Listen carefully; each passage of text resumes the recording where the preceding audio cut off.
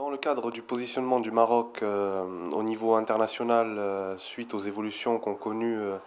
la région nord-africaine, que d'aucuns ont pu appeler printemps arabe ou printemps arabe ou sous différents autres noms, l'élément profond à retenir est le changement de cadre de pensée des relations internationales dans la sous-région, pour la sous-région et à partir de la sous-région. En effet, un certain nombre de paradigmes structurants des politiques étrangères et des pays partenaires du Maroc et d'autres pays de la sous-région ont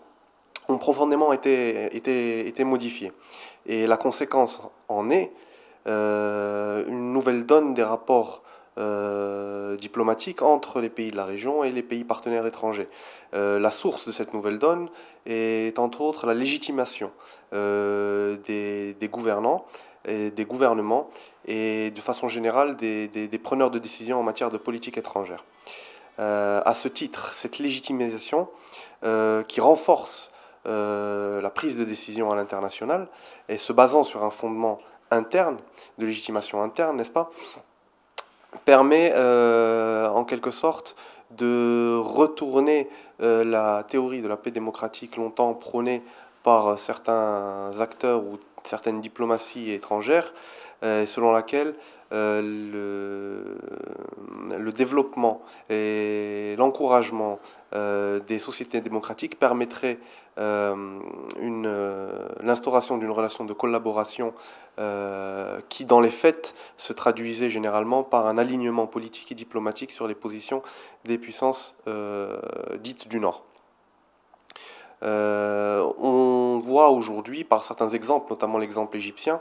que la réalité est tout autre. En réalité, la démocratisation de certains régimes a entraîné cette double légitimation dont je parlais à un instant, qui soit à l'interne et à l'externe, qui permettait de renforcer et d'être un appui à la production et à la mise en œuvre d'une politique étrangère un peu plus autonome. En ce qui concerne le Maroc, cette réalité est d'autant plus criante que ce processus de légitimation s'est inscrit dans une certaine continuité, mais également une certaine stabilité institutionnelle, qui donne au Maroc un certain temps d'avance sur les partenaires de la région. Ce qu'il serait intéressant de voir maintenant, c'est dans un cadre, je dirais, renouvelé au niveau de la région nord-africaine, où les cadres de réflexion ne sont plus aussi uniformes qu'avant, où les cadres, les manières de penser les relations internationales ne sont plus homogènes, mais bien hétérogènes, avec une spécificité pour chaque État. Comment est-ce que dans ce cadre donc renouvelé, adaptativité et anticipation peuvent être mises à profit de la diplomatie marocaine? C'est une nécessité pour au final utiliser ces cadres de pensée renouvelés